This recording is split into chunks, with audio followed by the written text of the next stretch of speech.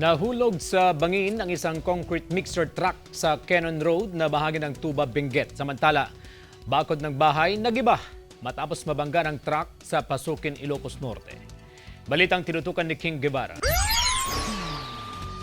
Nahulog sa 50 metrong lalim ng bangin ang isang concrete mixer truck sa bahagi ng Kennon Road sa Camp 3, Tuba, Benguet. Ayon sa investigasyon ng Tuba Police, malakas ang ulan nang mangyari ang aksidente.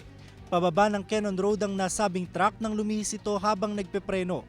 Kaya tumama ang bahagi ng likod ng truck sa concrete barrier ng kalsada na bumigay sanhi ng pagkahulog nito. Nadala naman sa Baguio General Hospital ang driver ng truck na nasa malubhang kalagayan.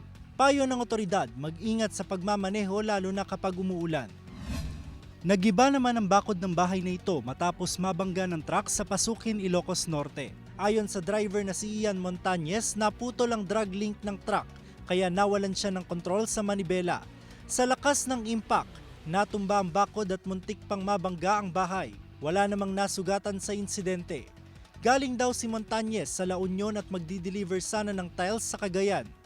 Naipaalam na raw nila sa kanyang among nangyari at nakahanda umanong bayaran ng nasirang bakod. Ako si King Guevara, naghahatid ng Balitang Amianan.